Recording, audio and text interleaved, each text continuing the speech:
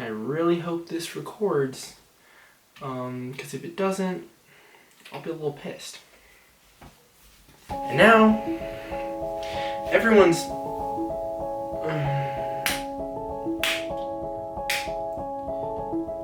me just start recording.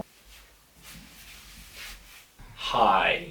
Everyone's asleep right now, so I'm going to try not to be the worst human being in the world and wake people up, but that's probably going to happen. Anyway, here we are in my room. I moved my desk all the way over here for no reason in particular other than the fact that I was hoping I could stand. And the reason that this all happened in the first place is because I saw iDubbbz make a video where he decided which food characters he could beat in a fight, or vice versa. He got this idea from other people. Before that he did tier lists, all those things, and I was inspired. I said, hey, I had a different childhood than other people. This is a fact that everyone knows. There's a lot of people out there. There's an audience of people who watched PBS Kids as a child. Oh, those of you who know, you truly do know what it was like to grow up every day while everyone else was watching SpongeBob. Those of us who had that very particular childhood know exactly what I'm talking about. And they know that when I present this list, I am going to be correct on everything I'm saying, and everyone is going to concur with what I say, because right here I have who would beat me in a fight, PBS Kids edition. As you guys can see, hopefully, if my computer is recording, I have picked 17 characters from PBS Kids shows. So let's jump right into it, alright? Here we have Elmo. Listen, he is just very popular with the children. We all know this. We all had an Elmo doll when we were kids. We all know what Elmo brings to the table. And what he brings to the table is, well, not much. He is not the smartest in the world, and of course, that's not half the characters here. He was a puppet who had questions. He had constant questions. He was a small puppet. Look at him in comparison to Oprah or whatever guests were on freaking Sesame Street. All I gotta say is that with Elmo, there's not much going on. I just gotta be honest. I'd like to say that Elmo would do pretty well against me. All I gotta say is I'd probably be just fine. Next, Mr. Rogers. I don't know what to say that would make this any more or less controversial. He's old, but he's smart. You know, he's dead now. Out of respect for the man, I'd say I think he would use his brain and his skills, and just all around, I'd say that Mr. Rogers and I would just meet right in the middle. Here we have Hacker from Cyberchase. And if you all remember Hacker, you know that he many a times throughout the duration of his time on television lost to those little second graders or third graders or however old they were. All I gotta say is this. Hacker lost to math many a times, and your immediate assumption might be to say, well, Hacker lost to math, so I could easily beat him. But all I gotta say is, in high school, I lost to math too. I think a lot of us could say that. All that to say is, my guy Hacker, he lost to math, but so did I. And he's evil. I'm not. I'm not evil. He is. I think Hacker would actually probably have a pretty decent chance against me. Next we have Ord. And yeah, he's a dragon. We all know he's a dragon. None of us are saying that he's not a dragon. Yeah, I mean, none of us are denying that he's a dragon. But what he does have that I also have, but probably less of that, is emotions. He's an emotional guy. This test, I never set any rules saying that you have to beat them in a fist fight. I said you had to beat them in a fight. Umbrella term. With Ord, all you have to do is beat him emotionally. And I know what you're asking. You're asking, Marcos, are you really saying that you would beat these PBS characters with emotions. You would destroy them emotionally. And to that I say, yes, that's precisely what I'm saying. So I'd say this boy goes pretty far on this end. I've been pretty okay. Clifford the Big Red Dog. Now this is everyone's favorite PBS character. Well, maybe not everyone's like favorite. Maybe everyone's like third favorite. He's good, but like Arthur's better, you know, that kind of stuff. All I know is that if we take things into account, and I'm being very serious here, is that Clifford is a giant freaking red dog. Some say he's over 25 feet tall. This dog, if it was protecting Emily from me, I'd be screwed.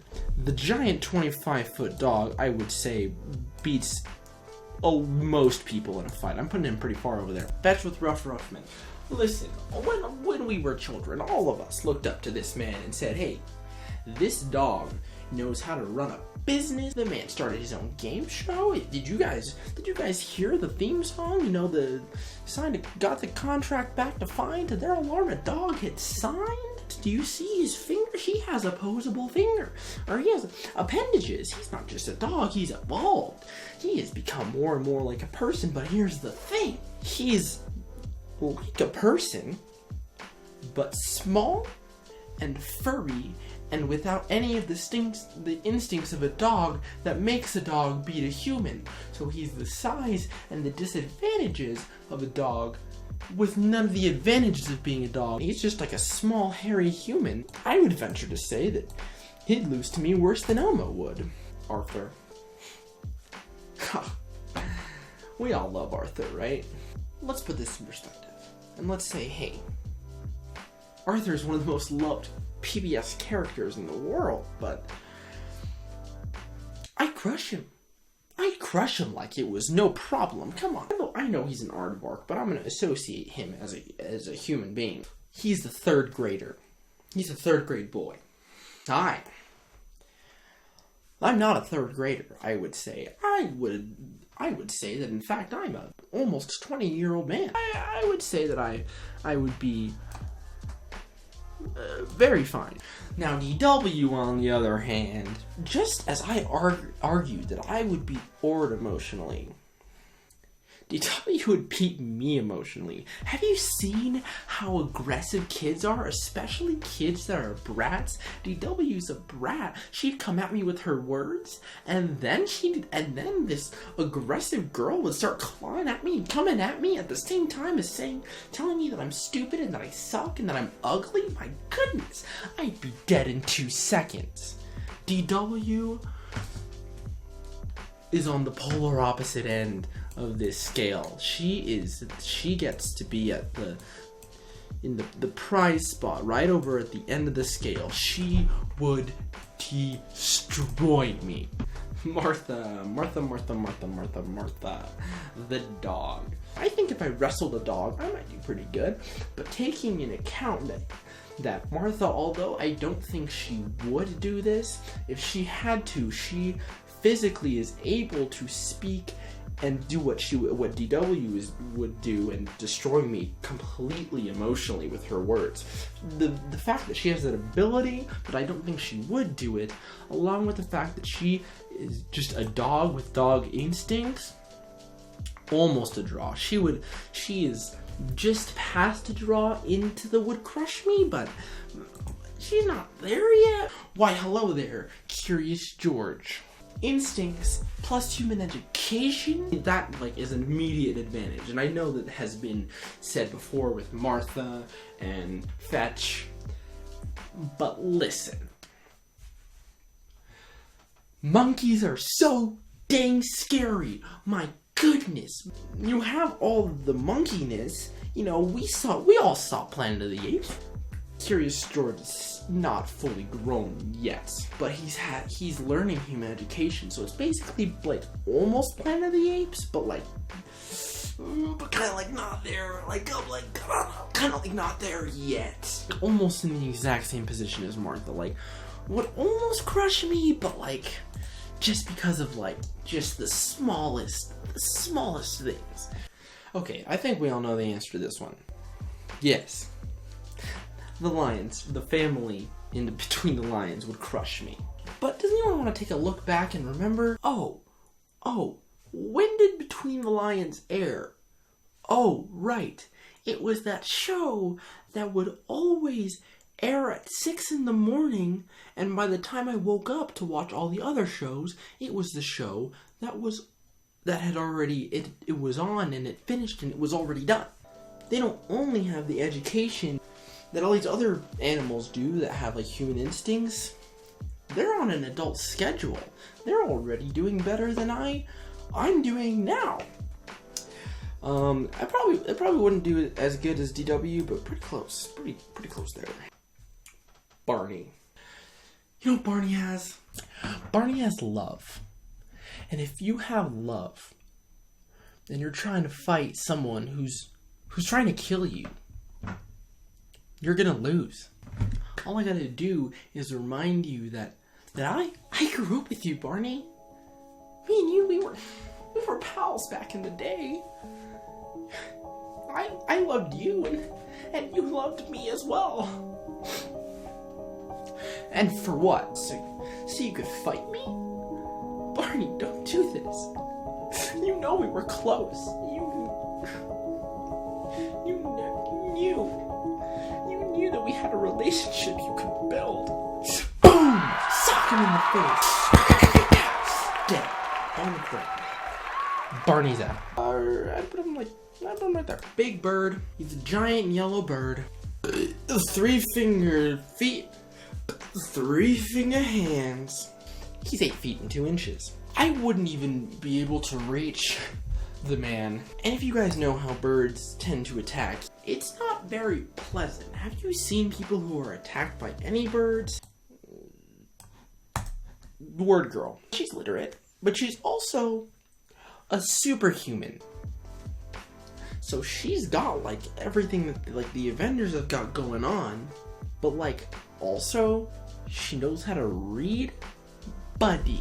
No matter how young she is. I think that if her and like Clifford fought, Clifford would destroy her, but I think she'd do pretty good considering that she's a superhuman. Bert and Ernie, they're a popular duo. They're best friends. They might be gay lovers. We don't know. What we do know is that one of them is an ash hole, to censor myself with the Good Place reference, and one of them is a dummy.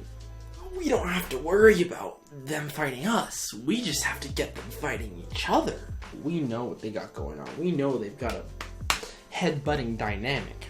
If we can just get these guys at each other's throats and say, Bert, did you see how dumb Ernie was being earlier? It was absolutely insulting. Did you see how he left the house just a mess? Did you see all this, Bert? And Bert would look at him and say, did you really? And Ernie would say, listen, man, I don't know much. I'm not that smart.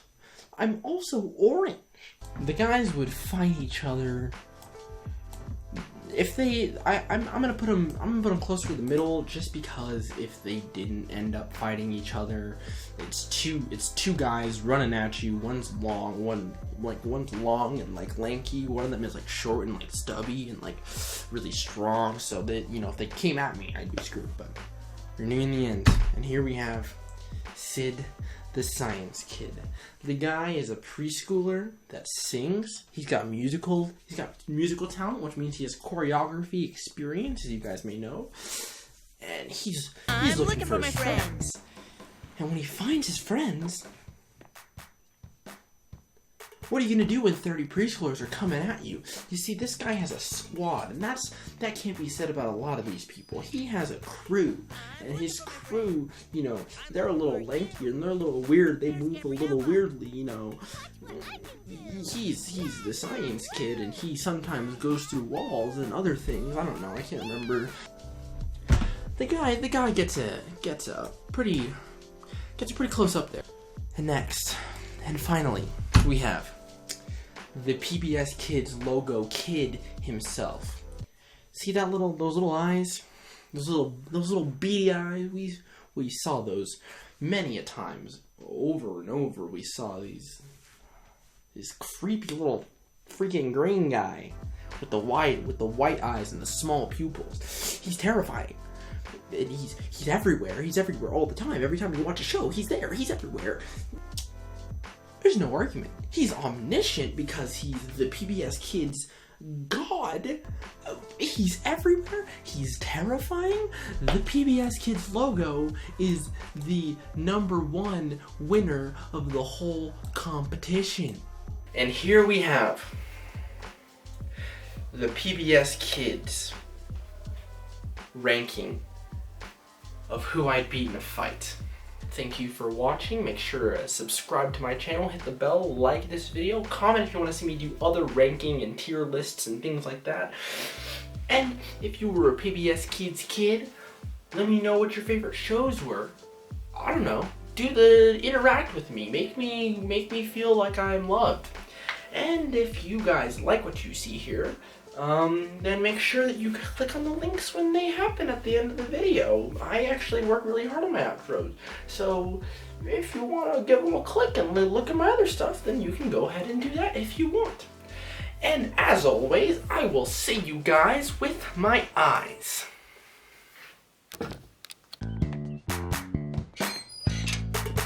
I'm looking for my friends. I'm looking for you. There's Gabriella.